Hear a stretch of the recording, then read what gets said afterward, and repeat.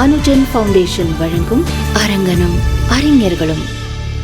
அரங்கனுக்கு பல்வேறு வகைகளிலே தொண்டு புரிந்தவர்களிலே முதலிலே ஸ்ரீ வே ஸ்தானிகம் பார்த்தசாரதி ஐயங்கார் தொன்மையான நூல்களை எல்லாம் அச்சிட்டு வைணவ அகராதி முக்கியமான நூலாக ஒரு பெரிய காரியத்தை செய்தவர். அவருக்கும் அதேபோல வைணவ ஆழ்வார்கள் ஆச்சாரியர்கள் அனைவரும் அருளிய நூல்கள் ஒன்று தப்பாமல் எல்லாவற்றையும் வெளியிடுவதையே தம்முடைய வாழ்க்கை குறிக்கோளாக கொண்டிருந்த சுதர்சனர் ஸ்ரீ வே புத்தூர் கிருஷ்ணசுவாமி ஐயங்கார் அவர்களுக்கும் பல்வேறு வகைகளிலே அரங்கனுடைய பெருமையை பாமர மக்களும் அறியும்படி செய்த எழுத்தாளர் சுஜாதா என்கின்ற ரங்கராஜன் அவர்களுக்கும் அரங்கன் திருக்கோயில் வரலாற்றை கோயிலொழுகு என்ற தலைப்பிலே ஏறக்குறைய 10 புத்தகங்களிலே 10 வால்யூம்கள் 6000 பக்கங்கள் கொண்ட நூல்களிலே வெளியிட்ட ஸ்ரீ வைஷ்ணவ ஸ்ரீ கிருஷ்ணமாச்சாரியார் அவர்களுக்கும் அரங்கனுடைய சரித்திரத்தை ஒரு சரித்திர நாவலாகவே படைத்த ஸ்ரீவேணுகோபாலன் என்கின்ற மிகப்பெரிய பிரபல எழுத்தாளர், திருவரங்கன் உலா என்ற நாவலை எழுதிய எழுத்தாளர், அவருக்கும் இந்த அனுஜன் ஃபவுண்டேஷன் ஞானச்சுடர் என்கிற விருது வழங்கி கௌரவிப்பதிலே மிகவும் பெருமை கொள்ளுகிறது. This Anujan Foundation is a charitable organization, is non-governmental, non-profit organization. அது 10 கிராமத்தை அங்கே அடாப்ட் பண்ணியிருக்கான். இந்த ரூரல் ஹெல்த் கேர் கேம்ப்ஸில் அட்லீஸ்ட் about 2000-3000 பீப்புளுக்கு we are able to give the health care facilities. The organization support பண்ணுறது not from a donation from any public, from our own contribution from friends and well-wishers. Anujan ஃபவுண்டேஷனுடைய முக்கிய குறுக்களே social work for social harmony. எங்கள் குறுக்கள் 2 வருஷத்துக்குள்ளே we want to have at least about 100 villages to be covered under this program, which we are confident of doing it. Meera மேடமும் doctor Vasudevan Anujan ஃபவுண்டேஷனும் ரொம்ப பெரிய நல்ல காரியம் பண்ணிகிட்ருக்காங்க. நலிந்து போன கோயில்களை புதுப்பிக்கிறதுலேருந்து அதில் ஒரு கல்லில் 2 மாங்கான்னு சொல்கிற மாதிரி கோயில்களை புதுப்பிக்கிறது மட்டும் இல்லை, நாள் பூராவும் வருஷம் பூராவும் அட்லீஸ்ட் ஒரு எண்ணெய் விளக்கேற்றி எண்ணெய் வைக்கிறதுக்கு ஆள் வேணும், பகவானுக்கு பிரசாதம் கொடுக்கறதுக்கு ஒரு ஆள் வேணும். அதை கண்டினியூ பண்ணணும். ஆரம்பிக்கப்பட்ட சில நாட்களிலே இந்த அறக்கட்டளை பல நன்மைகளை பொதுமக்களுக்கு செய்துள்ளது. Anujan Foundation is very much privileged to honor the great scholars who have done a yeoman service in the field of Tamil literature, culture and history. எந்த நேரத்தில் யாரை இதற்காக பாராட்டணுமோ அந்த நேரத்தில் அதற்காக அவரை பாராட்டுகிறார்கள். இவங்க நல்ல காரியங்கள் பண்ணிக்கிட்டு இருக்காங்க. நல்ல காரியம் பண்ணுறாங்கங்கிறதுக்கு உதாரணமே இந்த நிகழ்ச்சி தான். இந்த நூற்றாண்டின் ஆரம்பத்திலே ஸ்தானிகம் பார்த்தசாரதி ஐயங்கார் என்பவர் தோன்றினார். அவர் பன்முக பரிணாமங்கள் நிறைந்தவர், கலைகள் கற்றவர், வடமொழியின் எல்லையை கண்டவர், தமிழ்நூல் பரப்பை நன்றாகவே உணர்ந்தவர். அவருடைய கைங்கரியம் ஸ்தானிகம்னு பேர். அங்கே வரக்கூடிய அன்பர்களுக்கு இறைவனுடைய பிரசாதமாக தீர்த்தத்தை வழங்குவது, அருளிப்பாடு சொல்வது, இத்தகைய அணுக்க தொண்டுகள் பலவற்றை அவர்கள் பரம்பரையாக செய்து வந்தார்கள். அவர் திருவரங்கம் பெரிய கோயில் என்கிற ஒரு மாத பத்திரிகை தொடங்கினார். பகற்பத்து ராப்பத்து என்று சொல்கிறோமே, அத்தியனோத்சவம், அதனுடைய நுணுக்கங்களையும் அம்சங்களையும் ஆரியர்கள் பாடக்கூடிய பாடல் விவரங்களையும் நாள் விழாக்களையும் விடாமல் அவ்வளவையும் அவர் தொகுத்து அந்த பத்திரிகையிலே கூறியிருக்கிறார். வியாக்கியானங்களிலே வரக்கூடிய அரிய சொற்கள், அரிய தொடர்களையும் அந்த அகரவரிசைப்படுத்தி அதிலே சேர்த்தார். எதற்கு முன் யாரும் அந்த மாதிரி ஒரு அகராதி தொகுக்கவில்லை. கோயில் தமிழ் என்றே ஒரு தமிழ் இருக்கிறது. அது திருவரங்கம் கோயிலை வளர்க்கப்பட்டு வரக்கூடிய கலைச்சொற்கள் மிகுந்த கோயில் தமிழ். அந்த கோயில் தமிழை எல்லாம் முறைப்படி அகரவரிசைப்படுத்தி அதிலே கொடுத்து அதுக்கு பொருளும் அறிந்தார். கோவிலில் உள்ள சிற்பங்களை பற்றி எழுதினார். எம்பெருமானுக்கு பயன்படுத்தக்கூடிய திருவாபரணங்களை பற்றியும் அவர் எழுதினார்.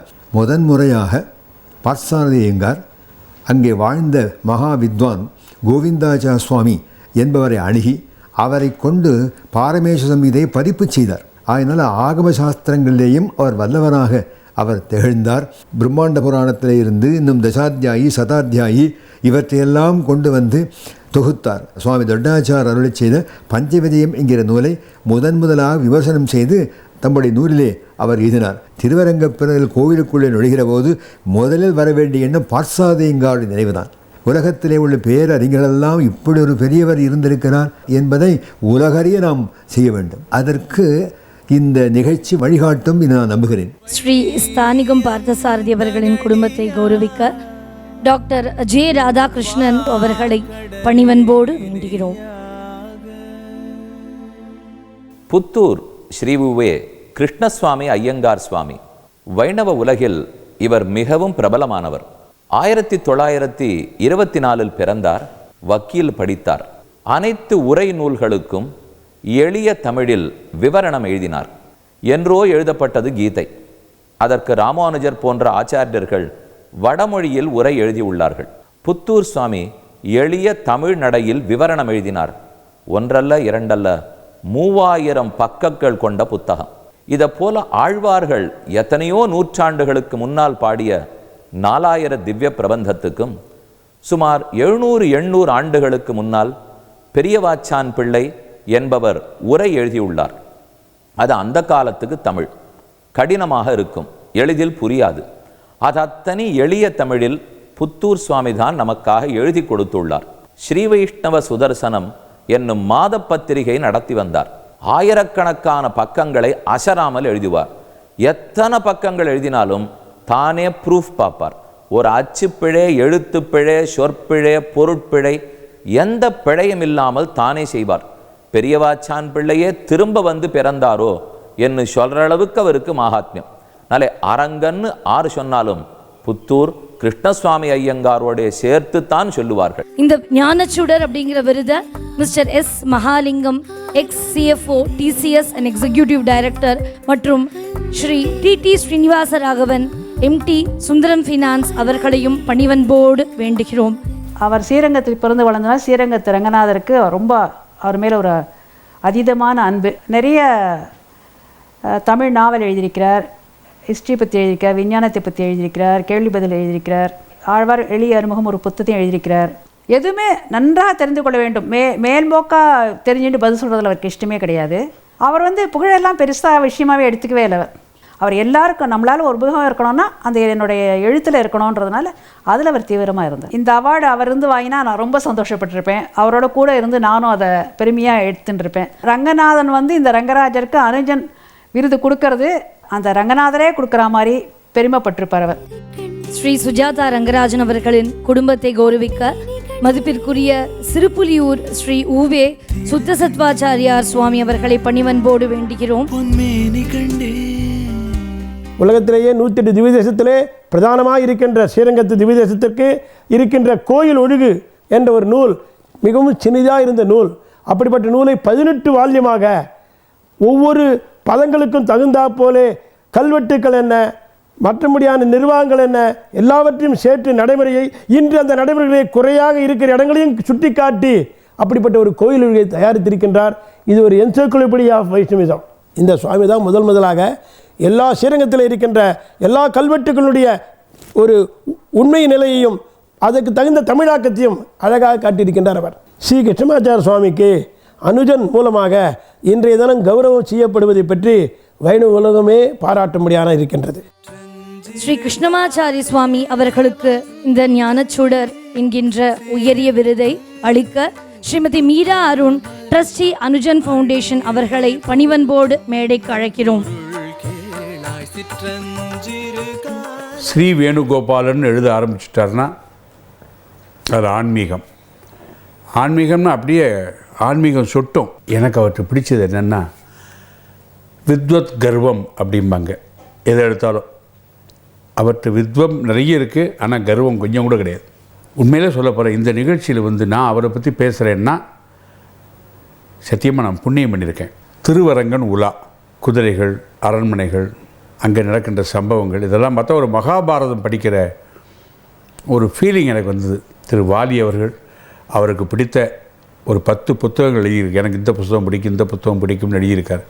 அதில் ஸ்ரீ வேணுகோபால் அவர்கள் எழுதிய திருவரங்கன் உலா எனக்கு ரொம்ப பிடிக்கும் என்று அவர் எழுதியிருக்கிறார். ஒரு 2000க்கு மேலே ஒரு ஒருத்தர் எழுதியிருக்காருன்னா சிறுகதைகள், நாவல்கள் அது ஒரு சாதாரண சின்ன விஷயம் இல்லை, அவ்வளோ ஒரு பெரிய விஷயம் அது. ஸ்ரீ வேணுகோபாலனாம் புஷ்பா தங்கதுரை அவர்களை ஞானச்சுடர் என்கின்ற உயரிய விருதுடன் கௌரவிக்க mister Pattabiraman, general manager, corporation bank அவர்களை பணிவன்போடு வேண்டுகிறோம். சக்கரவர்த்தி திருமகன் அயோத்தியிலே ரங்கநாதனை ஆதரித்து இருந்தார். அவருக்கு ஆச்சாரியன் அவருக்கு காலட்சேபம் கேட்டு தான் அவர் ரங்கநாதனை ஆதாரம் பண்ணார். அதே மாதிரி கிருஷ்ண பரமாத்மா தன் குருவினிடத்தில் காலட்சேபம் கேட்டு தான் ஆராதனை பண்ணார். அவராலே கொடுக்கப்பட்ட ரங்கநாதன் விபீஷனுக்கு கொடுத்து ஸ்ரீரங்கத்தில் வந்து நான் இங்கே தான் இருக்க வேண்டும் என்று சொல்லி அவருடைய இச்சையினாலே வந்து சேர்ந்தார். ராமானுஜர் அனைத்துலகம் வாழ பிறந்தவர். ஆதியிலே ஆதிசேஷனாக எம்பெருமானுக்கு வைகுண்டத்திலே தொண்டு புரிந்து வந்தார். அடுத்த யுகமாக திரேதா யுகத்திலே அவர் ராமனுக்கு இளையவனாக லக்ஷ்மணனாக அவதாரம் செய்தார். அதுக்கடுத்த துவாபர யுகத்திலே கண்ணன் எம்பெருமானுக்கு மூத்தவனாக நம்பி மூத்தபிரானாக பலராமனாக அவதாரம் செய்தார். கலியுகத்திலே 1000 ஆண்டுகளுக்கு முன்னாடி அவர் ராமானுஜராக அவதாரம் செய்தார். அனந்த பிரதமம் ரூபம் லக்ஷ்மணஸ்து ததப்பரம் பலபத்ர திருத்தீயஸ்து கலவு ராமானுஜோபவ் என்பது புராண வாக்கியம். அப்படிப்பட்ட ராமானுஜர் மனித நேயம் கொண்டவர், சமநோக்கும் சமூக நோக்கும் கொண்டவர். பூலோகத்திலே வைகுண்டத்தை காட்டிய பெருமாள். அந்த ராமானுஜர் திருவரங்கத்திலே 90 ஆண்டுகள் இருந்து இங்கே துறவியாயிருந்து ஸ்ரீரங்கத்தினுடைய செல்வத்தையும் அகில உலகிலே வைணவத்தையும் பரப்பிக் கொண்டு வந்தார். அனுஜன் அறக்கட்டளை நடத்தி வரும் அரங்கனும் அறிஞர்களும் என்ற நிகழ்ச்சியில் ஸ்ரீ வைஷ்ணவ பெரியோர்களை கௌரவிக்கும் பணி மேலும் மேலும் வளரும்படி பெரிய பெருமாள் திருவிழையிலும் உடையவர் திருவிழையிலும் பிரார்த்திக்கிறேன்.